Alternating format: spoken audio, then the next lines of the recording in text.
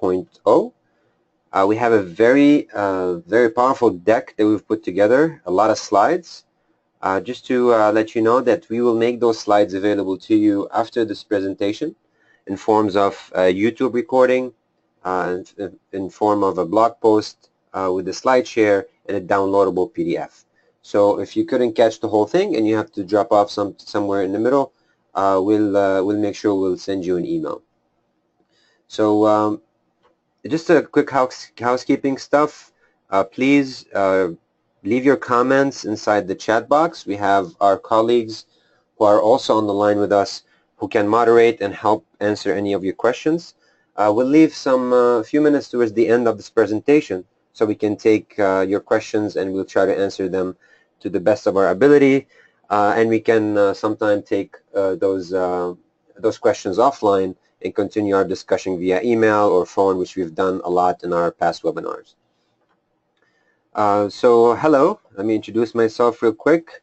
My name is Richard. I'm the founder of Vbout.com. So Vbout is a full marketing automation suite. We have email, social media, landing page tools, analytics, everything you need across your customer lifecycle from lead nurture, acquisition, and maintenance. We provided in one backbone platform. So if anybody is looking to do marketing, anybody who's frustrated using multiple tools, Vbout is the right tool for you. When I'm not building my startup, I'm passionate about building my community. We have a very good a community in New York City where we meet on a monthly basis, and we discuss the latest and greatest in marketing technologies, marketing topics. All those things that we discuss, we take and we make available to you in form of webinars, in form of videos. So if you haven't followed us on our social media channels, please do so. We have our channels listed here. Everything that we create, we publish. We're very active on our channels. And of course, if you would like to join our blogs, updates, we have an opt-in form on our website. We try to provide the best content we can. These webinars and presentations are really an aggregate of work between all our teammates. So we're a total of 7 people putting these stuff together. We have Audrey, our marketing director, George. We also have Kelly, who help put most of this together as well. We have our graphics team, kind of putting those images and icons. So it's a lot of work, and we want to make these available to you. So we teach you what we're learning building our own startup. And by the way, I don't know if I've mentioned this in the past because I see repeat subscribers to our webinars.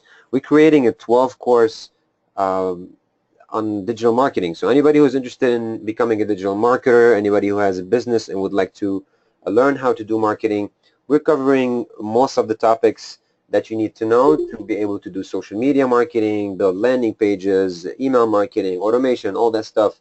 About 12 courses that we're putting together. So we're halfway done, and this is going to be available to you as well. So if anybody's interested, join us.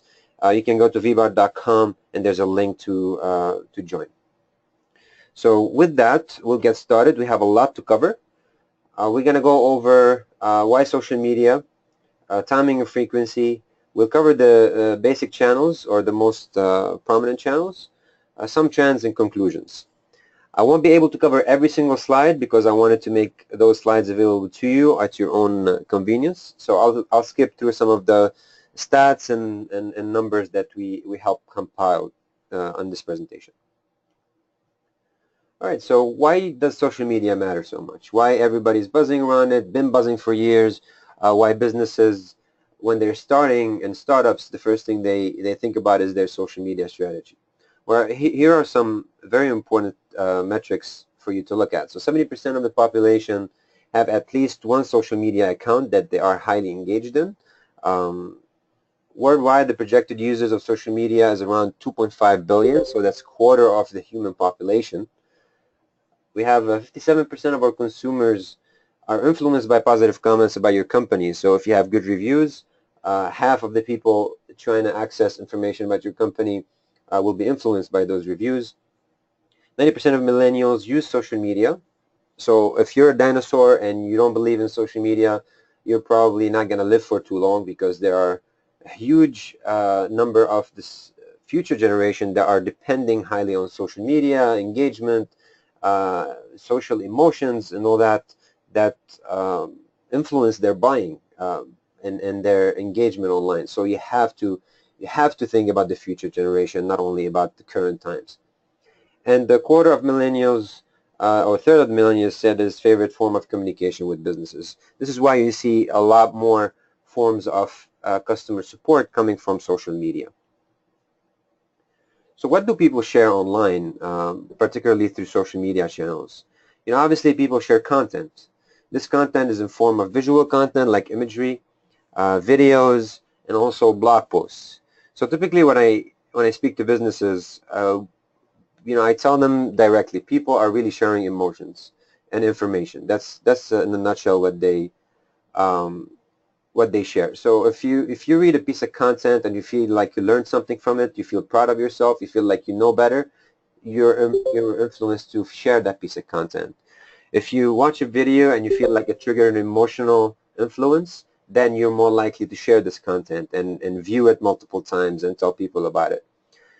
Um, and obviously video is overtaking, so a lot of you consume at least one video per day in form of an ad being delivered to them, in form of a funny video on their social feed, or maybe a live stream like this one.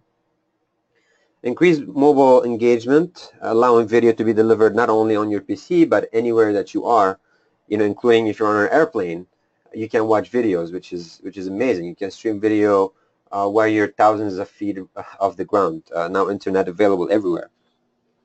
And blog posts, obviously, it's huge. We did a lot on content marketing, and you should definitely watch that webinar. If you work on your content marketing strategy, uh, you should think how you should integrate your social media, how you can use those blog posts and the content you're creating on your social media channels.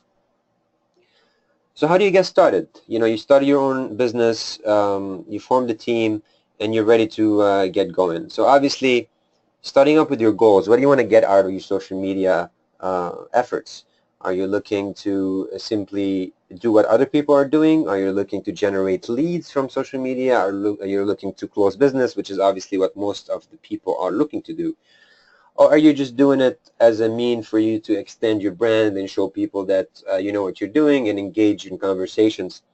So defining your initial goals is what you should start with. Know your channels. So not only say I want to be on all these 5 or 6 mainstream channels. Just think about where you need to be, where your audience are, aggregating what is their digital footprint, which we will talk about, and focus on those, because you cannot stretch yourself thin. Creating the right content for the right channels, or taking a piece of content and breaking it down to the right channels is also part of your strategy. So think about, I want to write a blog post, I want to distribute it on these 3 channels, which way I should be pushing it out, what graphics I should be posting on each of those, etc. Set up your metrics and results so you can measure your engagement and the ultimate goal, if you're getting there or not. Tweaking your campaigns, because nobody gets it from the first time. We take ourselves as a great example because we're learning a lot from our mistakes and the things that worked for us in the past. Always tweak and change and try different things in A/B testing, or whatever the term you want to call it. And make sure you're trying to align your brand with influencers. Find out where they are and try to follow them and get engaged with them, because it's a long process. They don't notice you overnight. Sometimes it takes a little bit of effort and time to get there. So your social branding, obviously having a website and a logo doesn't work by itself. You need to think of social media as an extension of your brand. Because when people look you up on Google, or if they're trying to get to you through search, not only your website pops up, but probably your social media channels will precede. So your Facebook profile might pop up second or third. Your reviews on social media channels like Yelp, review channels, your Twitter account might pop up, etc.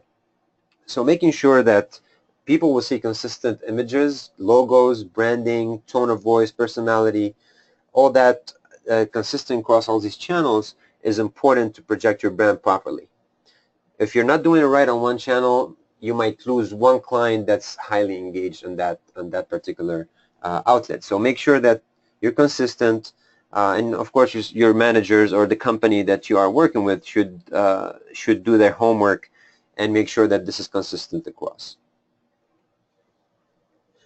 So as far as timing and frequencies, every business and every target consumer have different behaviors and engagements. So this is technically not the same for everybody, but there are general rule of thumb of how you should do things based on millions and millions of posts that were published out there. So first, you got to think, can I be consistent on social media? If you're posting once per month, that's probably not good enough because people are looking for more content, and that post you push out once per month doesn't live out too long. So it's important for you to be consistent. Of course, choosing the channels and the times you want to do it. Do a little homework on the best times to post, for instance, on Instagram, and we have great resources on that. How frequently you should post. So should you do it once per day, once per week, a couple of times per day, etc. So here are a few things that we compiled, and we have an infographics on that as well. So on Twitter, 3 times daily, posting between 9 and 7. Engagement decreased slightly after the 3rd tweet. On Facebook, twice per day, from 9 to 7, and likes and comments dissipate after the 2nd post. So again, this is not the same, that doesn't apply specifically 100% for every business, but is a general rule of thumb. For LinkedIn, doing 1 post per day, I think in the early mornings where professionals are using it for their own purposes to generate leads and so on, might stumble upon your content, versus at night where they're leaving work and they don't want to be reading stuff. I mean, once per day I think is good enough. Google Plus 3 times per day, Pinterest 5 times per day. I think this is more for brands. Top brands using it are doing pretty well. We'll go through some examples. Instagram, 1 to 2 times per day. I think major brands are posting an average 1.5 times per day. I don't know what that 0.5 means, but I think posting between once or twice per day averages to that. And of course, in blogging, if you can do twice per day, that's great, without without the cluttering or overusing your resources, because writing a blog post should engage and require research and time. So twice per day probably a lot. So 2 times per week is a great frequency, and that will give you enough content to distribute across your channels as well.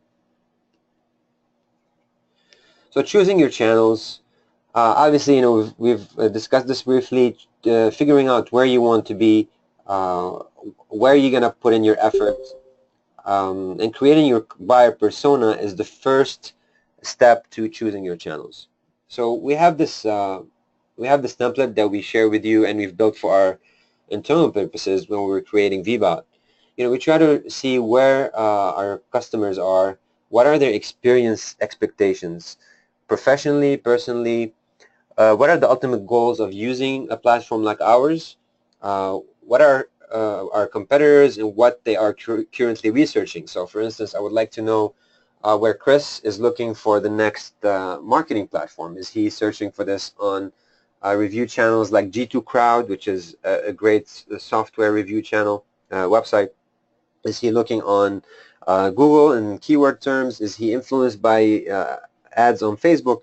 So this type of stuff that also we try to look into, and we advise you to do the same when you're choosing your channels. So creating your buyer persona, and this template will be available as well, is important, so you can determine what channels to get started with. So when we say the digital footprint of a user, we're actually talking about the channels they're on, the type of search and the keywords they're looking for, devices they're using, social network they spend most of their time on, their websites and apps they engage in, and how often, what, and when. I think there are tools that are available out there. So if you go to your Google Analytics, and I'm assuming at this point a lot of you know what Google Analytics is, and you simply type in interests on the search bar on your profile, you'll see they have affinity interest, age group, demographics, search terms, a lot of data that you can collect, and Google will give you some insights on that. So definitely there are things that you can do to find out the digital footprint of your users. And Google Analytics is only one tool. There's a lot of additional things you can do online. You simply need to research those tools. All right, so let's start going over the channels. Starting with Facebook, it has 1.6 billion users. So, you know, that's a lot. Let's put that in a nutshell. This is also a breakdown of the demographics. We made these available to you in case you would like to get more insights on that. Businesses are using Facebook for brand building and increasing trust and visibility. You see more results for companies doing B2C versus B2B.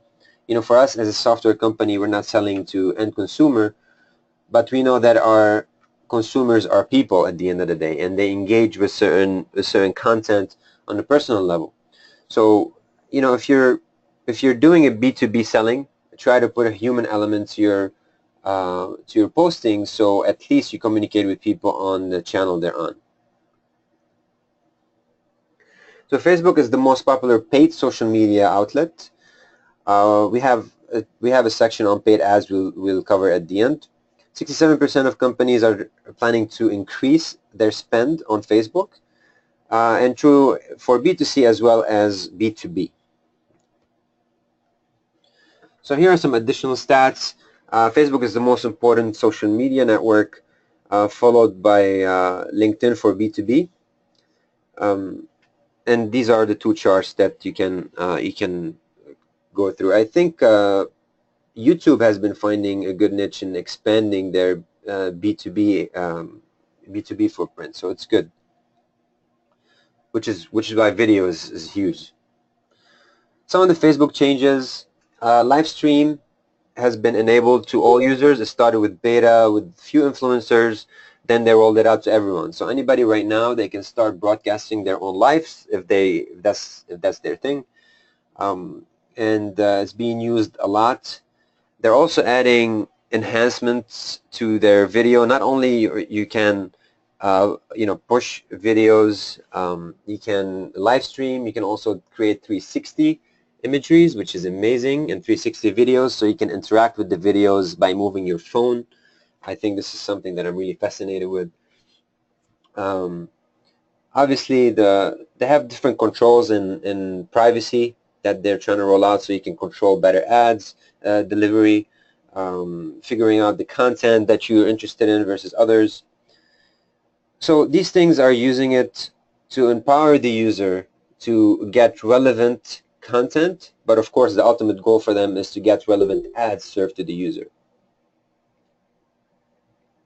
So here are some of the tactics. So what does this mean for your business? You'd have to be more strategic with your content. You cannot just roll out any content for any channel and distribute it this way. You have to be careful about the wording, the imagery that you deliver for Facebook versus Instagram versus Twitter, because they're different people, different demographics or audience.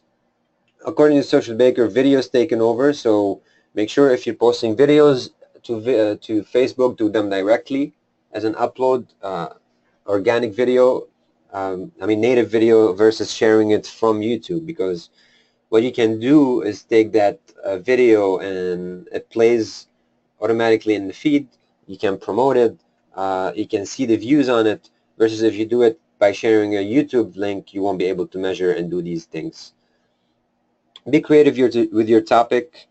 So Facebook is saturated with content. So if you want to stand out, just have some sort of a content that distinguishes you from the other competitors and the sponsored ads.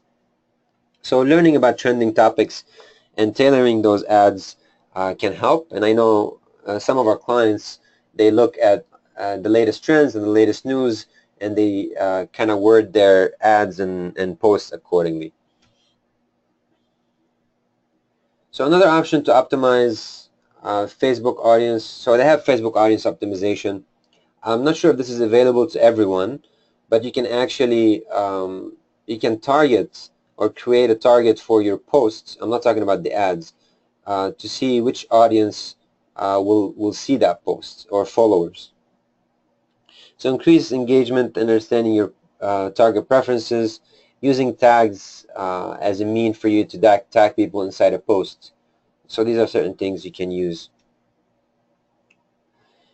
You know, obviously on Facebook, you have a lot of content on your hand. You don't know what to publish.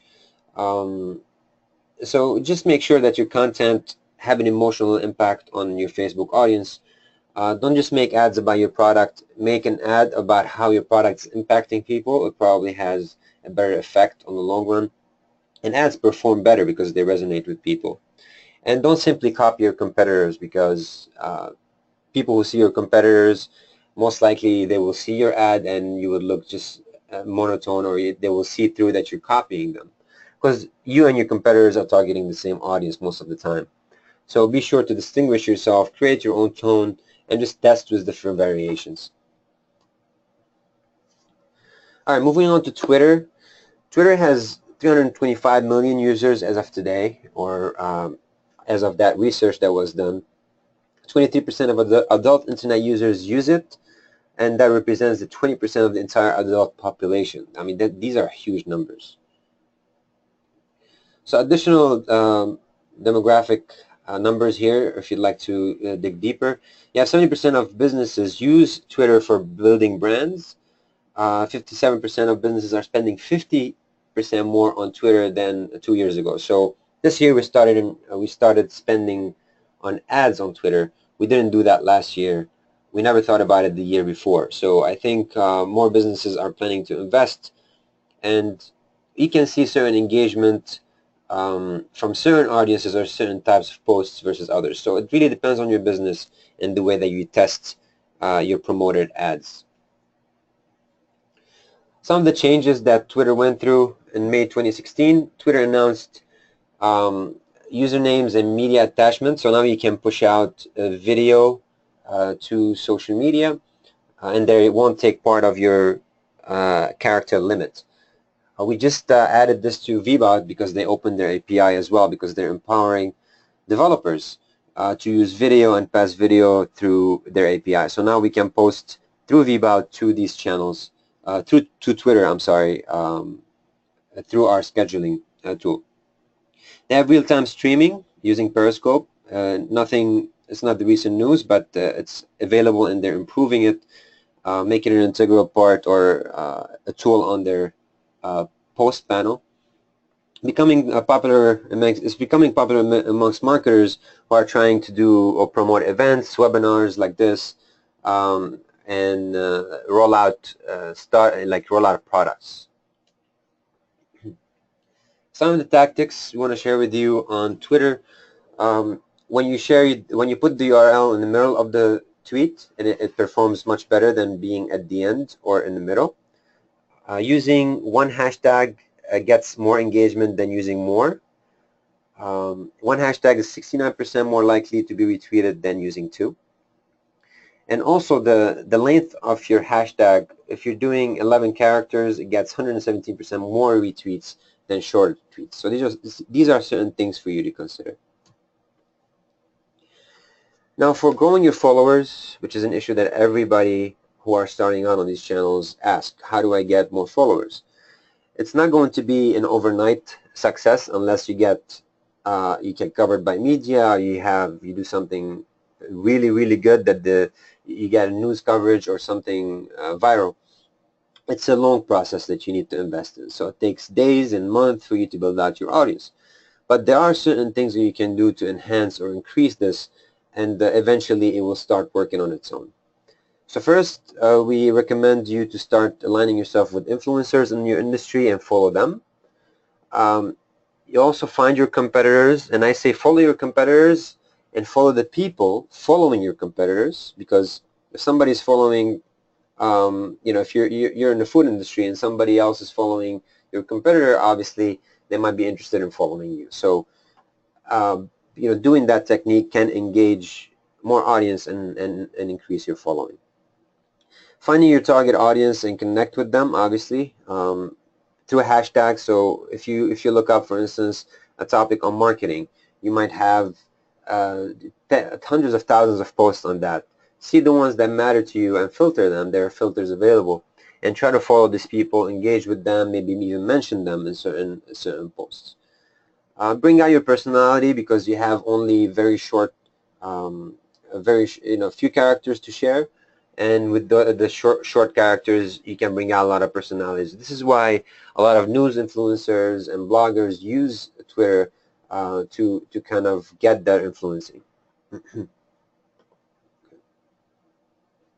Building out lists, which I didn't mention, I skipped over it. So if you never use lists, it's a good tool for you to group your influencers in different lists. So you can have your either your tier influencers, mid-level influencers, starting influencers. You can have people talking who are really good in SaaS platforms versus others who are really good in blogging. So organizing that can help. So Twitter has also shifted to becoming a good tool for customer service. I personally complain using Twitter. So if if I have an issue with the company and they haven't responded, and I'm really desperate, I go to Twitter and I mention them.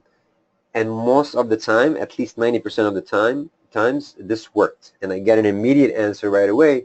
Whereas they didn't answer me via email or via their chat support on their website. It's amazing. Because it's transparent, brands are afraid to tarnish their reputation. They're afraid to have a negative influence and negative sentiment, so they're really focusing on making this as a customer support tool. And it's okay to get something negative as long as you're actually getting feedback and you're treating it immediately. American Airlines does a good job in using Twitter, so if you'd like to check out their feed and see how they're using it, I would highly encourage you to do it. So just like any channel, you have to have a content strategy and a calendar of your posts. So figuring out, for instance, the blog post that you've written, break it down into smaller posts and push that out to your Twitter. You can repost certain things. You don't have to be afraid in repurposing the same content over a long period of time because no posts live forever. So it's good to do that. Having your unique personality stand out from your posts, which we covered already. All right, the third channel, LinkedIn, which I'm highly active on. So LinkedIn has 420 million active users, which is also a huge number. It's a very good focus for B2B. So in case you, this is probably a good channel for you to be on. Additional demographics and numbers. It's a necessity for any B2B for prospecting, lead generation, and things like that. You can do a lot of research and find out about people at companies using LinkedIn. It also helps brand yourself and build that trust as a professional. Some of the changes that LinkedIn have been through, they're enhancing their groups experience. So in the past, it used to be very lousy, and I used to hate it. But now they made it a little bit more friendlier. They changed the interface slightly since the end of last year. They allowed things like images, embedding images and things within the posts. You can also tag people when you're posting on groups, which is a great way to get attention. Also, they have enhanced their paid ads because obviously, as you know, they have sponsored ads just like any channels. You can target people based on their interests, their position at the company. But now they rolled out new things like sponsoring in-mail messages. So you can, for instance, pay, I don't know, $2 per email and target 100 professionals that you really want to target. So they're really enhancing their ads, their targeting, so you can reach out more people, more highly targeted people as you wish. But of course, some of these you have to pay money for. Some of the tactics for LinkedIn, Share relevant content in your groups. So, if you join the group on, it's the marketing, don't talk about financial crisis topics. Be relevant to the groups you're in, and you'll get higher engagement. Also, you can repost things. A lot of people see a lot of noise in their feed on LinkedIn, but it's a good way to actually push yourself in the early mornings where people are starting to use LinkedIn to do their prospecting. Now, as far as Pulse, I'm not sure if a lot of people have the capacity to also post on Pulse, which is like a blogging, a good resource for bloggers. So you can share resources you've created on your website inside your LinkedIn Pulse. It gets you engagement, it gets you likes, it gets you visibility, which is good. So here's a quick example. Apple One Employment Services are using LinkedIn very well. They have a group. They have a lot of followers, and their content is just strictly tailored towards the thing that they do.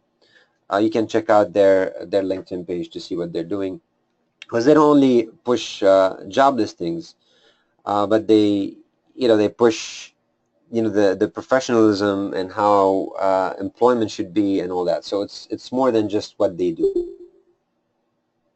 Mashable is another great example. Obviously, Mashable cover a huge amount of content. Some of it are completely irrelevant for B2B, but they choose what they publish to LinkedIn. So all their stuff are around productivity tips, working at the office tips and things like that, business advice. So you can see how their tone changed between their postings on Facebook versus their postings on LinkedIn. Quick tips, try sponsored ads, sponsored posts. So if you create an update, you can spend a little bit of money and boost it. It can come at a price, and I highly guarantee, I highly recommend that you use metrics to measure it, because you might spend a lot of money and it might not get you engagement. So you gotta figure out if you want to use sponsored updates versus paid ads, because they have different different ways for you to use their ad platform.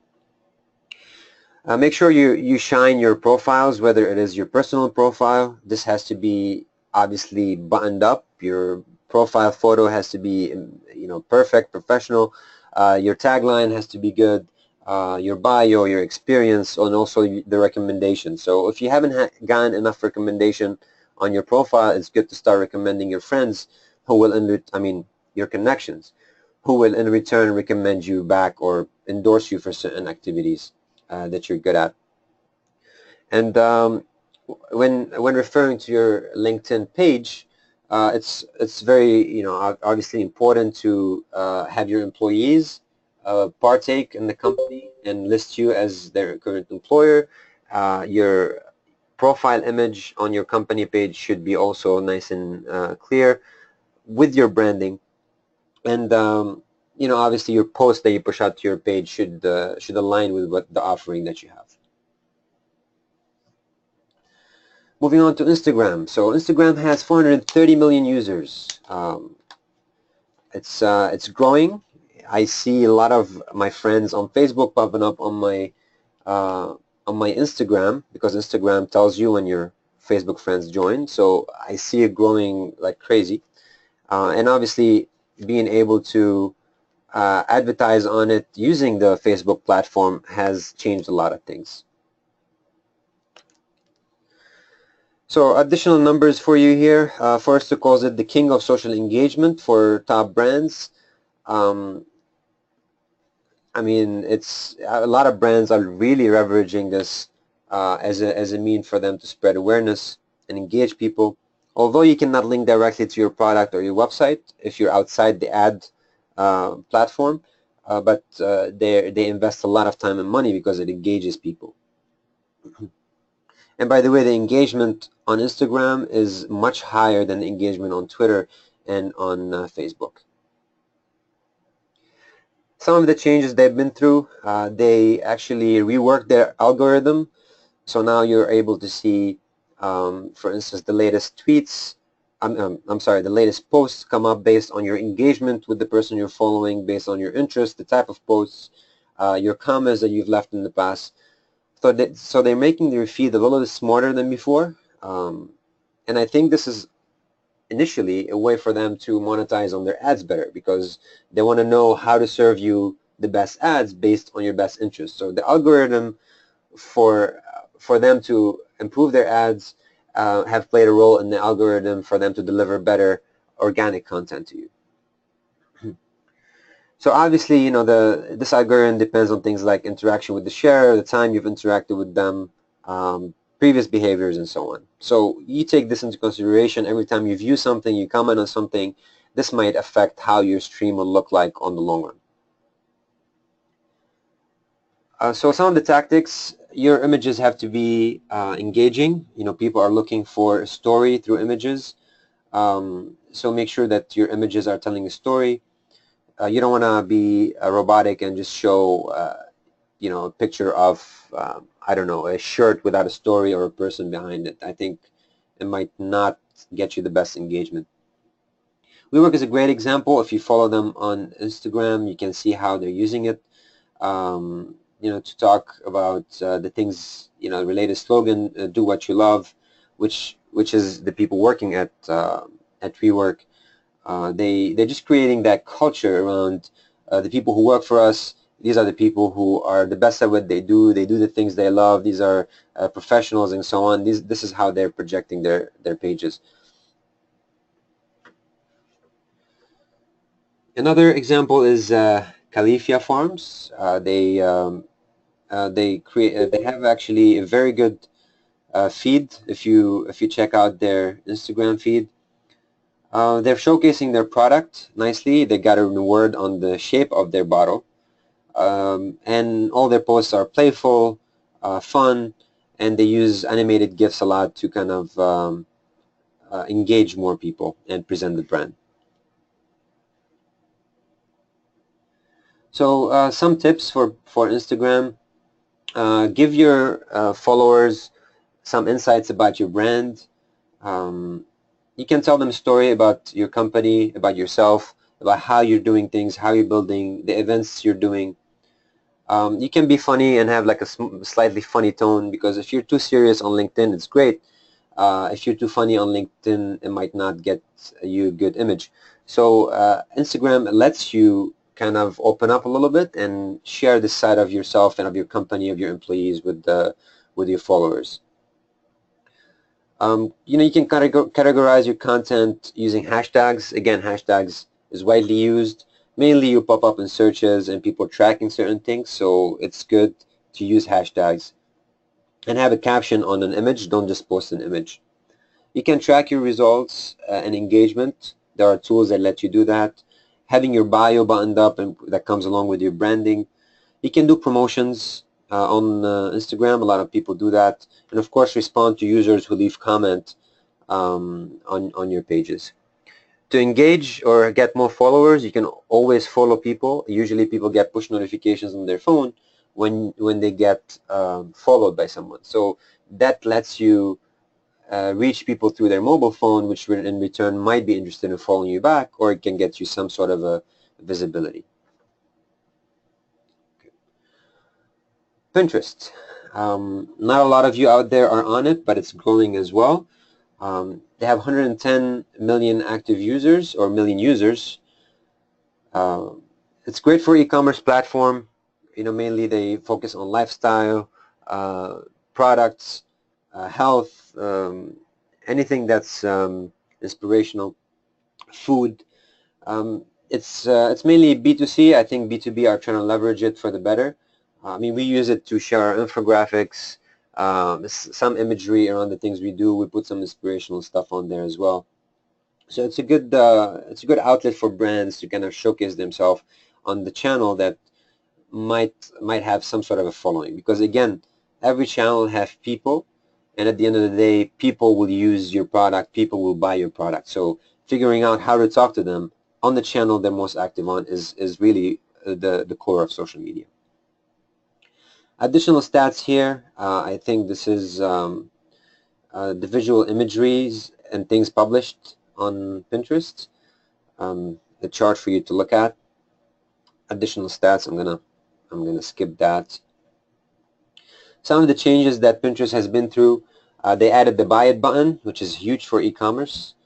So if you're selling a product, it's great to add this button on your pins, because now you can showcase your product, and obviously people can buy it directly from your Pinterest page. And also they are pushing their advertisement platform really hard. So I've been getting tons and tons of emails from them asking me to invest in their advertising platform. So these are some of the changes they've been through. A good brand that's leveraging it properly, LL Bean, which is an outdoor outlet that sells outdoors clothing and things like that. So the way they're using their Pinterest is by showcasing not only their products, but also things that happen outdoors and their customers relate to.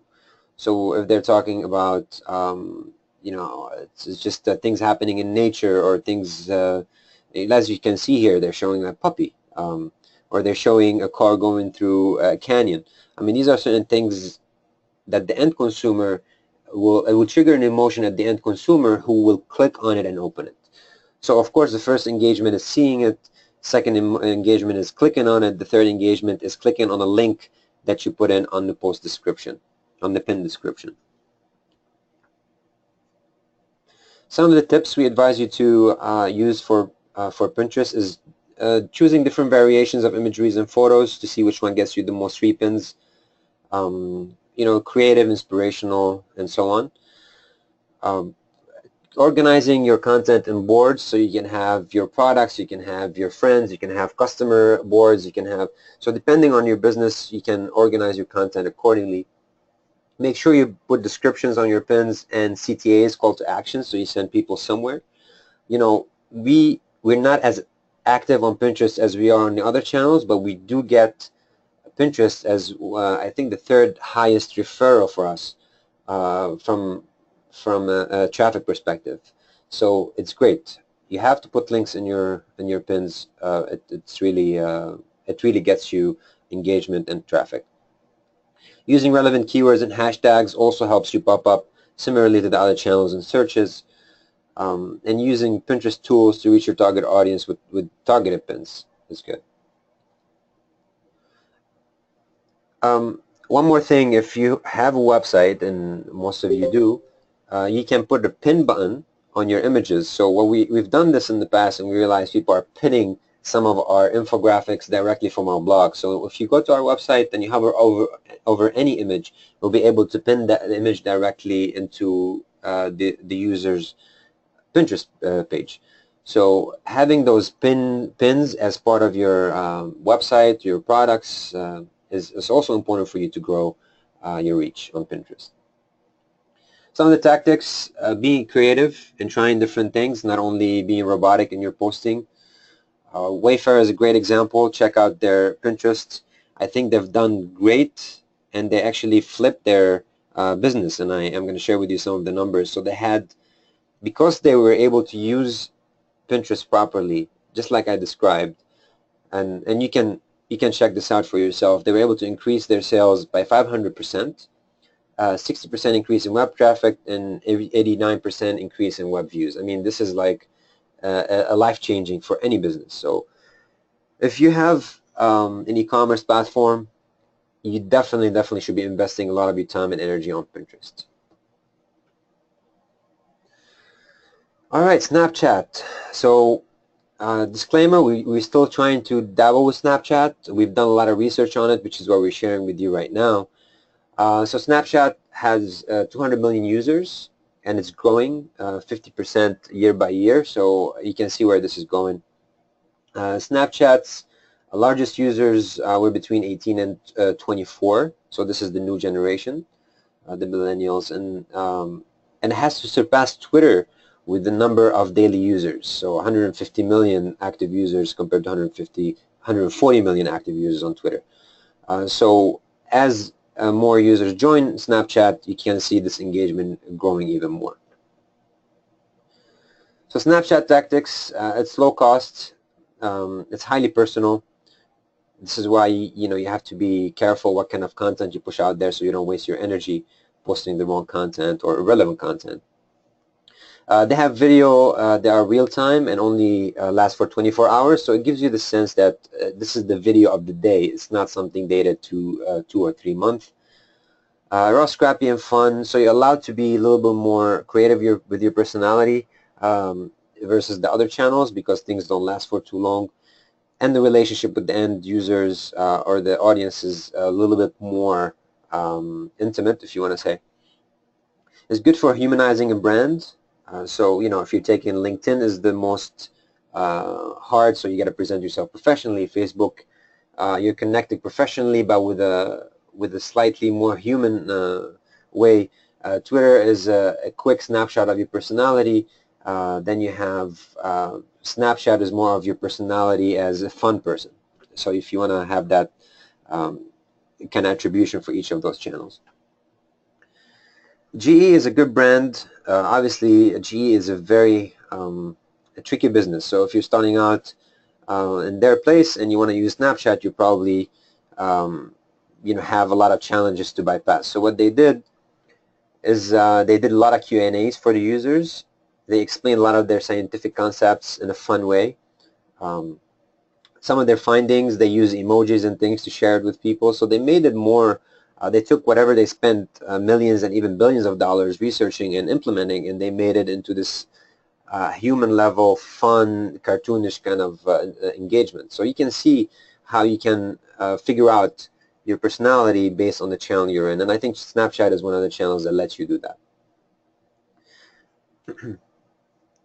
Some tips, you can use customer geofilters to promote events, which people can also forward to friends. Uses the video chat to engage customers, to make their experience more personalized. Test different ways to tell your stories. And of course, always ask for feedback. Feedback is good. People like to give it because they feel like they can show off their personality. And videos lasting 24 hours is a good way for you to create promotions that will expire at the end of the day. All right, moving on to the other stuff here. We have obviously live streaming through social media, Meerkat and Periscope. If you are doing webinars, if you're doing events, using these things to broadcast is a great way for you to reach more audience. So consumers want faster, real-time stuff. They want to find out the latest, and they want fresh, out-of-the-box content. And this is one good way to do it, is to implement Meerkat or Periscope into your events and things that you feel that are relevant to your end consumer. So Periscope has 2 million daily users, similarly to Meerkat has 2 million registered users. So active users versus registered users is completely different, because you can have 2 million users, but you can have 1,000 active users using the platform. So these are the differences between both. And figuring out what you're going to live stream is definitely a challenge, but if you do events, you do webinars and things, it's a good way for you to do it. Let's talk a little bit about paid ads, and I think we're going to have a session strictly for PPC, but we're talking more about social paid ads and boosted ads. So the most popular channels right now for ad spend are Facebook, Google, and Twitter. So when it comes to social, you have Facebook is probably the most powerful. So the breakdown of paid ads, obviously there's similarities between the channels, whether it comes to Facebook, Twitter, and LinkedIn. You can target people based on their interests, position, engagement, things they like, and things that like such. Instagram is an extension of the Facebook ad platform, so you can create an ad and push it to Instagram.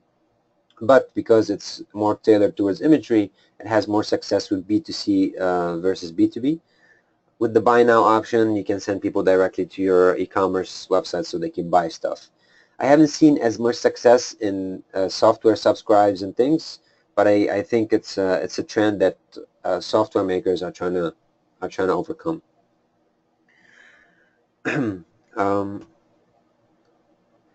So Snapchat is great for brand recognition. You probably see a lot of influencers. You'll see a lot of actors, uh, people who are doing self-branding, personal branding, and even singers and rappers and things. They're really leveraging Snapchat to reach wider audience in a more effective way and engaging way. So they're nurturing the future generation. They're thinking for the for what's going to happen next. Um, I'm not going to be only now. I'm also for the future, and of course, depending on your industry. Now, for YouTube, it allows you to upload, view, and share. I mean, YouTube is huge for us. But it's not the only channel that you can upload a video and promote it. You can do the same on Facebook. The only good thing about YouTube is you can target people based on their browsing history, which works well for a lot of advertisers. So some of the tips for advertising, you got to make sure your content is appropriate for the channel you're pushing your ads on. So if you're on Facebook, your ad should be slightly different than your LinkedIn. And each channel, by the way, has a wealth of resource on the things that they know works better for you, from the tone of voice and so on. You can really alter one ad by using the word get versus sign up. It could have a huge impact on the performance of your ad. So making sure, read the resources of each of the channels and create your ads by following some of their guidelines. Of course, add your own personality to it. Now, Google Ads allow you to estimate traffic. Google Ads is slightly out, one of those things that you can consider as a social ad, but not. But if you're using it, you can get a huge insight on the competitors, how much they're researching it, researching particular keywords, and the costs associated with it. So there's a lot of tools that you can use using the Google AdWords platform to get insights on things that you're doing. So again, doing the research on the keywords helps you spend your money wiser. If you have some budget, you can hire a PPC specialist. It's always good to get the best bang out of your buck. You have to know that PPC specialists, from the beginning, make sure you understand how they charge. Sometimes they charge you percentage of the spend and the management fee. Sometimes they only charge you per performance and a management fee. So these are some of the things to learn when you're engaging a PPC specialist. There are also tools like AdStage. It lets you manage multiple social media ad platform from one place, so you can push out one ad with multiple variations of different channels from one dashboard. So it's a good tool to use. Try to target your fans. So if you already have followers and they showed interest, it might be a good idea for you to push out ads and target them because they're interested. If you're targeting non-fans, it depends, but you might fail if you're, I don't want to say it failed, this is probably the wrong way to put it, but start with your fans and see how the results convert, and then try to target non-fans. That's probably the right way to say it. Don't send irrelevant ads. Obviously using the geo filters and the geo targeting helps you deliver the ad to the right people. You don't want to target people in the US for a promotion that you're only doing in Canada. That doesn't make sense, or the other way around. Even you can get down to the city level in many of those tools. So make sure to use it, leverage it, so you can reach the right people, the right place. And of course, using imageries to communicate an emotion and a feeling. Video is huge. We get more signups to our webinars by using videos versus just images or just text, because we tested with all of those. These are some of the trends, a quick chart that we'd like to share with you so you can go over it at your convenience. Some of the changes in the ads, obviously there's a lot of ads being served to users on a daily basis, and they're getting sick and tired of it. So there's a lot of tools that are showing up that kind of blocks ads from showing on your page, whether these are things like Tor browser or built-in filtering tool or browser extension. All it does, it blocks the ads from showing on your pages. Because ads rely on things like your browser cookie, your IP address, um, and things like that. But you know, the end delivery for these ads could be blocked by using certain extensions. This is why ad channels are trying to get around these things, and they're offering you these filtering on your feed, so you can only see the ads that are relevant to you, which I think is great, because I don't want to see things I'm not interested in. If you want to serve me ad, which I'm okay with, make sure it's relevant to my current interests at the right time, and preferably the right moment. So these ad blockers cost advertisers $20 billion in revenue loss. Obviously, this is a huge number that affects the big players in the market. Um, Content marketing is more critical in native advertising increase. So you know, if you're creating content and sending people to the content, you're going to see more and more of that. And if you're not doing it, start doing it. You know, because people, it's cheaper to advertise a topic and a content versus advertising a product. That's always going to be the case, unless that changes in the future. So this is why you're going to see different trends in promoting content versus ad serve. And also, you know, experimenting with different types of ads like quizzes, posts, and articles and things like that. Okay, so we're getting down to the end, which is the ROI and metrics. So obviously you want to measure the results of your social media efforts. The only problem is that a lot of brands and a lot of companies, and even a lot of the tools that you implement, cannot give you 100% accurate return on investment indicators. Uh, you know, you might spend $1,000 this month and get 0 conversion. Next month you might spend $50 and you might get 50 conversion. I think this is due to the fact that each business is different. Some businesses might have a different life cycle. People are not interested the moment you serve them the ad necessarily, but next month they will be. So this plays a huge role in measuring certain things, like initially you measure engagement, likes, shares of your content, video views, comments being left, sentiment. These are the initial indicators. And then later on, when you set up your conversion pixels, which if you're not familiar with, we're going to have a session on analytics that dive deep into this. You can actually set up your conversion metrics, conversion pixels, and try to see how your conversion is being attributed to a different channel. I mean, we find this challenging initially at Vbout, but now, you know, we are able to track certain things like how many times people clicked on a link, and we can track, for instance, a conversion back to a particular post, which is, I think, is very powerful, and is helping us kind of attribute our effort on the content that we're pushing out. I don't want to say we got it 100%, but we're getting there. We're trying to track more and more on a daily basis.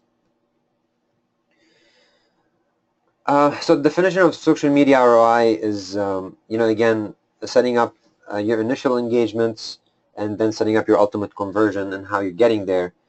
So multiple metrics and KPIs, key performance indicators you might want to set up.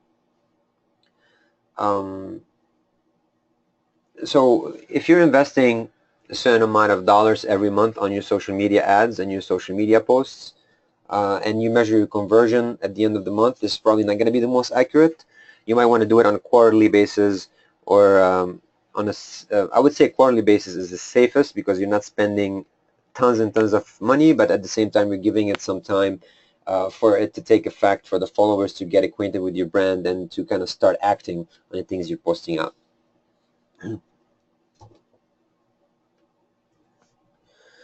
So again, the performance of measuring is you don't want to have a disconnect between yourself and your audience. At the same time, the traffic you're getting to the website. And of course, it depends on your goal. So if your goal is engagement, not traffic, and you're getting tons of engagement and comments and shares, that's great. You're getting to your goals. And I think each channel have its own built-in analytics that let you measure these things. But if your ultimate goal is traffic to your website, or sign-ups to your blog, and all you're getting is comments and likes, maybe you're doing something wrong. Maybe you're not putting links in your post. Maybe your links are not getting people to the right place. So making sure you get those little things buttoned up will help you measure that, fill out the gaps, and you'll track much better. And also knowing which channel is working more for you, which channel is first driving you the most traffic, second is getting you the most conversions.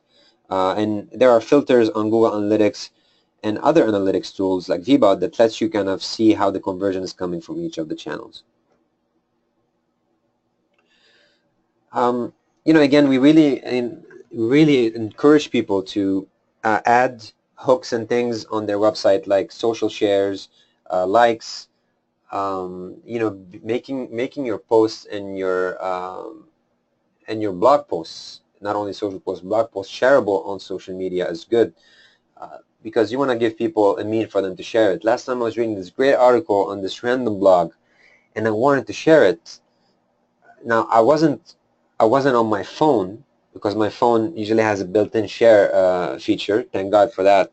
I was on my computer, and I was really lost. Like, where's the button? I was looking for it forever, and I couldn't find it. So that was one thing that struck me.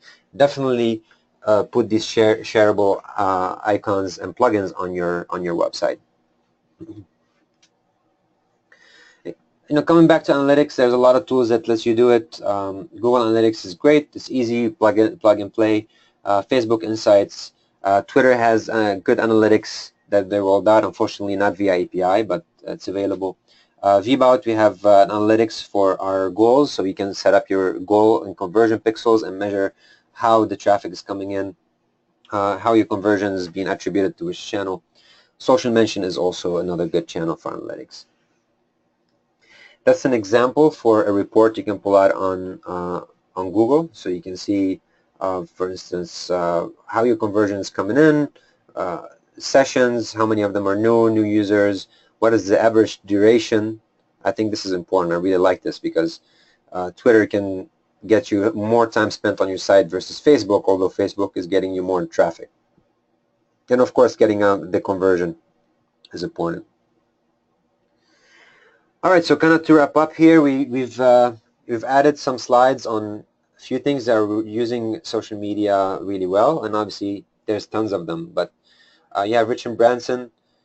He's a CEO, of multiple companies. He managed to leverage it very well, whether it's LinkedIn, whether it's Twitter, and I think if you follow his feeds, you'll see how he's doing it well. And he has a huge following on these channels. Some of the best practices he shares with his audience, things that he enjoys, like cute photos and things and personal stories. Balance between business and pleasure, which is what his whole image is about. If you read his book, he's actually focusing on building empires while having tons of fun. So that's his personality. Also, Dove, they're doing a great job. They're connecting with women to embrace themselves, using hashtags very nicely, and they're growing their following by a lot, and they're leveraging that nicely. Then you have Shake Shack. It's a popular brand. Everybody loves Shake Shack. If you're not a hamburger eater, you're missing out on a lot. But obviously, they've done a great job on social media. We've done a case study on Shake Shack. I think we'll share it with you as well. It's just here. There's a link for that. We kind of dug deep into how they used Instagram and other channels to engage more people and to create brand awareness. So they're not necessarily selling hamburgers from their Instagram feed, but they're connecting to people on the personal level, and they get driving traffic to the door by using those channels. All right, lastly, this is a list of some of the tools that you can use for social media. Feel free to go through them one by one. Obviously I'm going to endorse Vbout because we're a social publishing tool, and we built a whole platform on enhancing and connecting the different marketing channels. But you also have Buffer is popular, Hootsuite, social media channels, we didn't mention all of them because the list will go on forever, but these are some of the things that you can use. All right, and with that, I think we'll end the webinar. We'll take some Q&As right now. Let me just go over the questions. And please make sure to subscribe to our social media channels for our next webinar, which we'll have in a couple of weeks or 3 weeks. We'll make sure to notify you via email, via social media, etc. So Arjun, do you have any questions from our users? I've seen some things show up on the chat.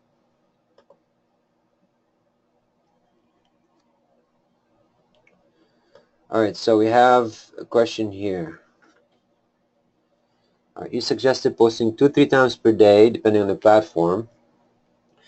But to what extent should a company engage in trending topic that may be relevant to their business? For example, if my business is related to oil and people are talking about oil spill off in the Gulf, to what extent should my company engage in a discussion? So, Tabang, I think, when you're engaging in social media, you're positioning yourself as an expert in the field. So I'm not sure if I have the right answer. So if you're an expert in the field and you're putting your latest opinion. I mean, are you sharing an opinion? Are you sharing a fact? Are you sharing a breaking news or updates? I think it's good to measure how often. This is a special use case, but how often people are posting. You can follow, for instance, CNN. So if it's a breaking news, see how often CNN are posting updates on their news, and see how people are engaging with it. And you can learn a little bit from those metrics. Now, as a professional, again, you're sharing your expertise with the end consumer. So if you just discover, for instance, that something really good you want to share, go ahead and share it and see how people are engaging with it. Meaning, 2 to 3 times per day is not the rule. The rule is for you to feel comfortable experimenting. Some use cases like breaking news have a different engagement because people want to know the latest, so posting more than 2-3 times makes sense. All right, sorry Patrick if you missed the actual presentation, but we'll have it available to you afterwards.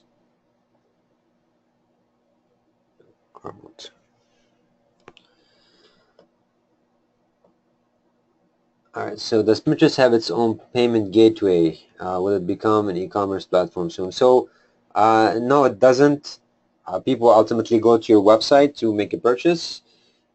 You probably see a lot of startups go on to integrate somehow and become a payment gateway through Pinterest, meaning they might provide like a pin or an action button that takes people to a completely branded payment, and then they will go back to Pinterest. But I think it might be slightly early to determine that.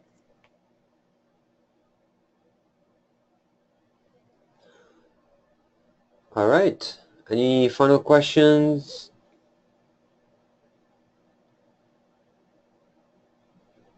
All right. Apologies about the audio. I'm sitting actually in the recording room, which should be good enough. But I'm sorry if the quality of the internet wasn't that great. But we'll have these slides available to you anyway, Paris.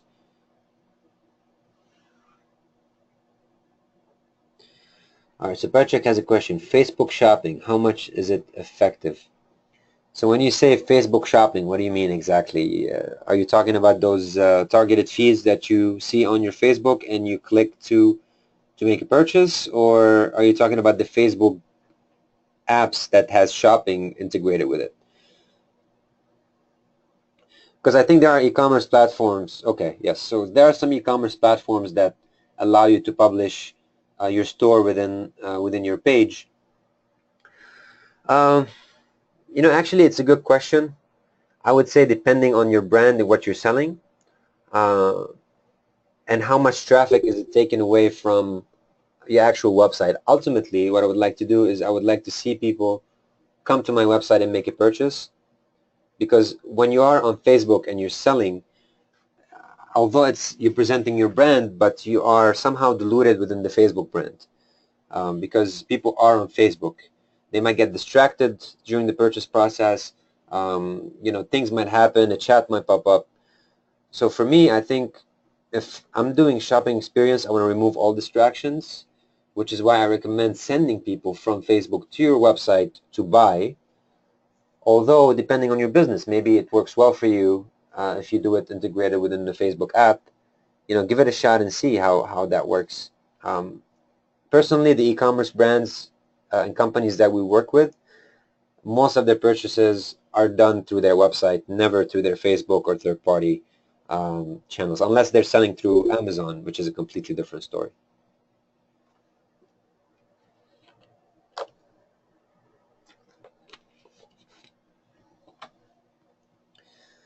All right. Any other question?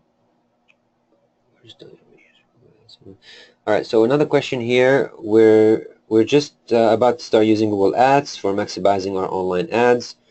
How much would you suggest as a benchmark for spending on Google Ads? A percent of the budget or actual amount? I mean, honestly, Tabang, this is a very wide question.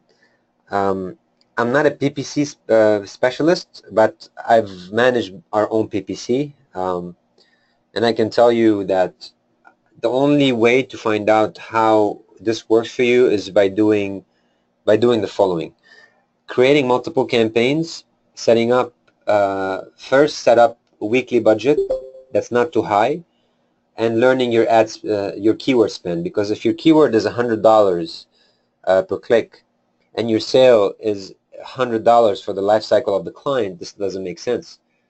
So figure out how much you're going to spend per keyword click. Do a short-term campaign so you can measure engagement. I've seen people do a full month and spend $10,000 immediately, which I think is a big mistake. And set up your landing pages, because the one issue with ads on Google is that once you turn it off, your traffic is gone. So what you need to do is you need to invest in SEO and landing pages, because you want to capture those leads coming over to you from these clicks. So if you're spending $20 per click and you're not collecting any information on your end consumer or the person clicking, then you're technically taking that $20 and you're throwing it down the drain. So to sum it up, I would say do your keyword research on the spend, do a short-term campaign, short-term multiple campaigns, because you want to track the different headlines. Invest a little bit in landing pages, and you can use a landing page tool, whether it's Vbout or something else, to create landing pages and capture leads, and just do a week by week assessment of your spend. And I wouldn't say spend all your money on one channel. You might want to measure engagement on Google. I'm sorry, on Facebook. You might want to see how people engage with you on, I don't know, depending what you're selling, on Twitter and so on. So it's good to experiment and stretch out your budget across multiple channels.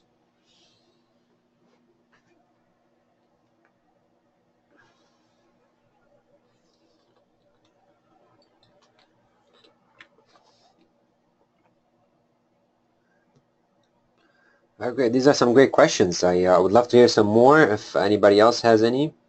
That's what we're here for.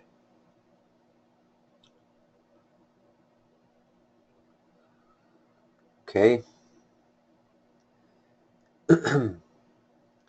I'm wondering how many people are starting to use or have used the 360 video shoot that they have, and even 360 images. Because right now you can, on YouTube, on Facebook, you can take a 360 image with your phone, and people can interact with that image on their Facebook feed by kind of moving around their phone. I think this is cool, and I would like to see how advertisers are going to use it to leverage their ads better. I'm going to test out with a couple of ads very soon, and I'll share the results with you. All right, so I think with this we can conclude our webinar for today. If anybody has any questions, you can always email me directly at my email. I just posted it in the chat.